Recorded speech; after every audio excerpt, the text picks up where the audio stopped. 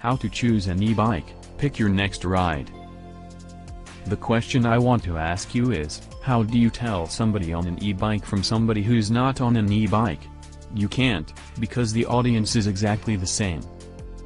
In a few moments I am going to explain the basics about how to choose your electric bike, e-bike. In a few moments we are going to talk about how to choose an e-bike. The person to ride an e-bike is virtually anybody. It could be you, or even you. It's definitely been me. There is virtually every style of bike available in the form of an e-bike, cruiser, cargo, hybrid, and even foldable. E-bikes are great for people who are trying to give up their cars, or those who might be commuting just long enough distances that it makes more sense for them to have some pedal assist versus doing it riding completely under their own power. It's also great for people who might be carrying a lot of cargo, and that could include their kiddos. E-bikes are for people who want to go faster, further, and carry more weight. There are 4 main decision points in choosing an e-bike: class, motor, battery, and features. Let's first talk about e-bike classes. There are 3 basic classes of bike: Class 1, pedal assist to 20 miles per hour, Class 2, pedal assist to 20 miles per hour plus throttle mode, and Class 3, pedal assist up to 28 miles per hour. Class 2 is actually a throttle assist, meaning that you are going to have a motorized bike for all intent and purposes, and they are more restrictive in their use. The clear difference between Class 1 and Class 3 is where that pedal assist stops. That just means that Class 1 is generally more accepted everywhere on more and more trails. Whereas, Class 3, you might still have some restrictions, primarily in mountain biking, but not exclusively so.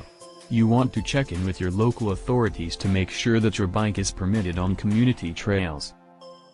Now let's talk about motors.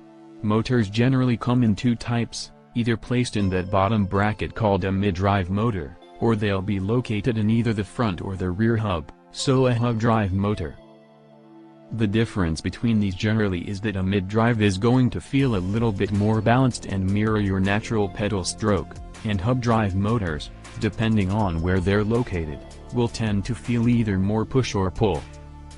When you're considering whether you might want a mid-drive motor, the things to consider are again, the placement of the motor, and the fact that it frees your wheels up to make them easier to maintain. If you have flats, for example, it is a lot easier to pull your wheels off and change the flats yourself.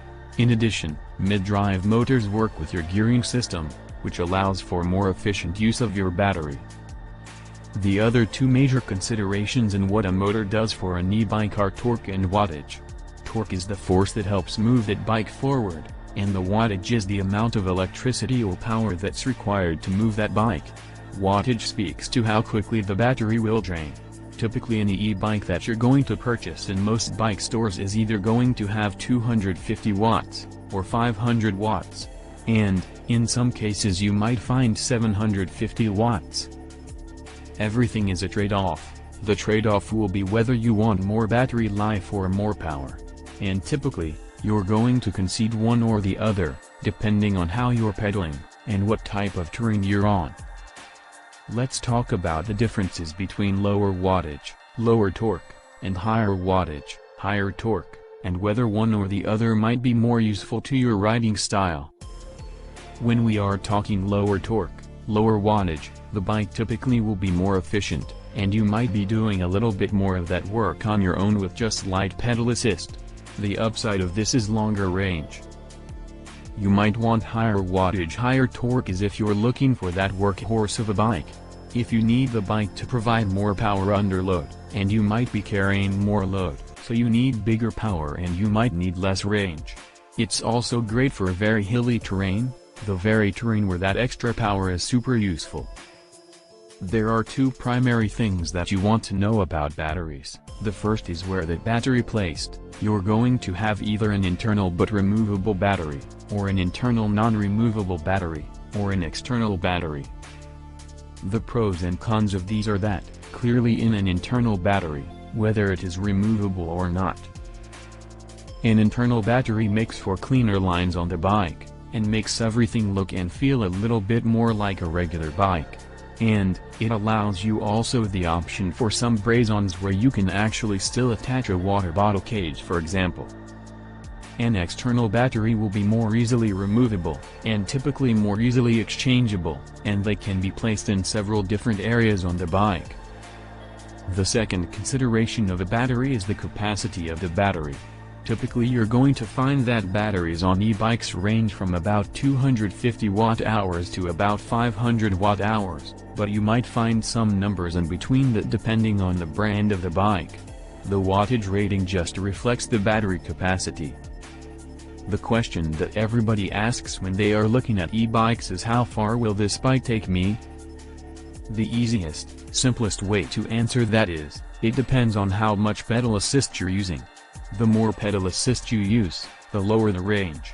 The less pedal assistance you use, the longer the range. When you're considering what the range of the bike is, do consider that manufacturers will post what that range can be.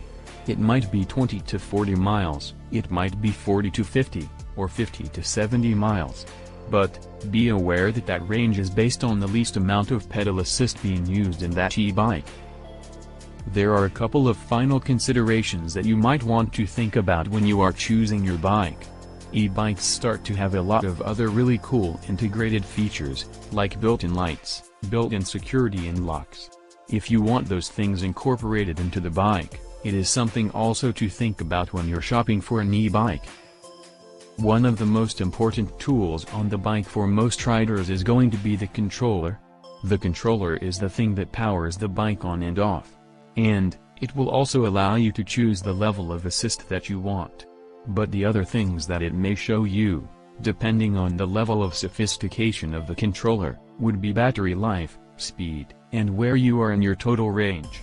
Some controllers have more information than others, so if it's important to you to have more information at your fingertips, you might want to think about that when you're choosing the e-bike. The last thing is the weight on these guys can vary quite a lot. They can be anywhere from 25 pounds to 65 pounds. So keep in mind how you're planning on transporting the bike, and storing the bike, so that this bike will fit into your lifestyle. This should give you a lot of information to start the process for shopping for an e-bike. Click the link in the first comment to find our e-bike and accessory recommendations. As always, size and fit are really important, so check out my video on that and I'll see you out in the trail. And, in the next video.